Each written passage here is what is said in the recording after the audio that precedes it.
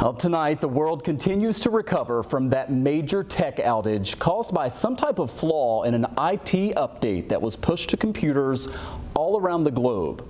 Well, here on Voices tonight at 5:30, we're hearing exclusively from the man leading the recovery effort for our state government. Colin Ahern is New York's Chief Cyber Officer. It's a relatively new position over the past couple of years. He told me a short time ago that since that private company, CrowdStrike, fixed its error that caused all of this, state workers have been busy manually updating many computers that were impacted. We do expect that the number of systems that have to be manually remediated, as it's called, will continue to diminish. Like I mentioned before, the governor's got a dedicated team that is undertaking that for state systems. We're working directly with the counties and local governments to assist them in that effort themselves. We couldn't speak for the private sector and the various sectors. I would say in our conversations with them, we're hearing day or days. But the tail of an event like this is difficult to predict because, like the governor said, this is an unprecedented event. Well, in a moment, I'll talk live with a cyber expert who's a former FBI agent here in Buffalo to break down what happened and how it all went down. First, though, from Western New York, we're going to go to Newark Liberty International Airport, where Lee Waldman is looking at the impact tonight and also zeroing in on the company that's in the crosshairs of the world's frustration. Nearly 9% of all domestic flights across the U.S. have been canceled today after an update from cybersecurity company CrowdStrike. The CEO of that company promising transparency and a full forensic review to examine what exactly went wrong. We know what the issue is. We're resolving and have resolved the issue now. It's recovering systems that are out there. George Kurtz is the CEO of CrowdStrike, the U.S.-based cybersecurity company at the center of Friday's global technology meltdown. The system was sent an update, and that update had a software bug in it and caused an issue with the Microsoft operating system. An issue that's plunged critical global systems and businesses into chaos. Sectors like banks, healthcare, and government agencies to emergency response, supply chain operations, and air travel. It's just ridiculous, actually. It's unbelievable. I tried checking in at the kiosk and I'm like, okay, there's nothing. And the U.S. major carriers like Delta, United, and American Airlines and others have experienced hundreds of cancellations and delays Friday. Carriers in Europe, Asia, and the Middle East are reporting the same. CrowdStrike says progress is being made, but in a number of cases, it requires a painstakingly slow manual system reboot. We are working with each and every customer to make sure that we can bring them back online. A process that could take hours or days, time that many travelers don't have. It's just terrible. People spend thousands of dollars to go on vacation, and this is the situation that we get put through. U.S. Transportation Secretary Pete Buttigieg is telling passengers who are experiencing flight cancellations or delays to go to flightrights.gov. There they can find if their airline reimburses for hotels or meals, or they can request a cash refund. At the Newark Airport, I'm Lee Walton reporting. Back to you. All right, Lee, thank you very much. Holly Hubert is a former assistant special agent in charge of the Buffalo FBI, now CEO of Global Security IQ, and she's here with me live tonight. Perfect person to talk about this. Thanks for coming in. Absolutely, my pleasure. So, I think a lot of people are looking at this. I had always been told by you and others that it wasn't if something like this would happen, but when it would happen. We're so reliant on the technology. But just because it happened, people are still wondering why and how. I know it's complicated, but what's the short version of what went down here? It's an excellent question. It is very scary that this could happen to this magnitude. Yep.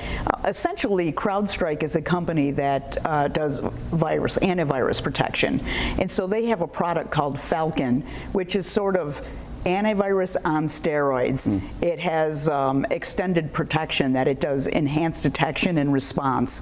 And I understand that at their headquarters, they did a security update, or it was either an enhancement or an update. It could have been an efficiency update or a security update, but it's what we call in IT a patch. A common user would know of would call that an update. Yeah. But I understand a patch was deployed through the night, and that patch was corrupt. So in my estimation, they probably failed to test it before they deployed the patch itself, and it affected every single computer that ran on a Windows 10 operating system. And there's really not much people at home can do about this, right? I mean, especially, I think I have friends who we were all texting earlier today. Some businesses or entities weren't impacted at all, and others, because you have to manually go in sometimes and fix these things, they might be out of work for a whole day or something. And we saw the impact at airports and some offices. Absolutely, it's really crazy. CrowdStrike is actually, they market to Fortune 500 companies. So when they deploy their product, they're deploying it to 20, 30, 40,000 different employees in a particular company or organization. So that's the magnitude of the impact for that organization. And the fix initially was manual. You had to go back and reset all of the computers that were bricked, so to speak. And so to manually change 40,000 computers, how do you do that? Now, from what I understand, they do have an automatic patch or an update for that, but it's very scary stuff. And if you have an antiquated system already, like for example, the airlines, right? We have airline outages and problems all the time. Airlines actually have antiquated IT postures, a lot of them. That's why we have the outages we have regardless of this.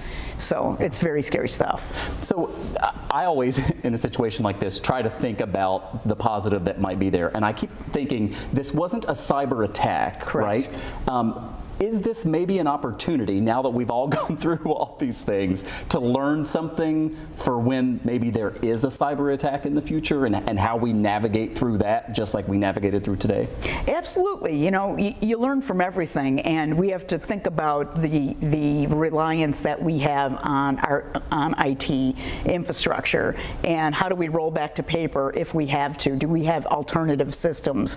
In the case of this, it's just it seems, well, the facts. So I've been telling everybody all day, wait for the facts to come out. There's a lot of people speculating that are a little irresponsibly speculating, but no. I would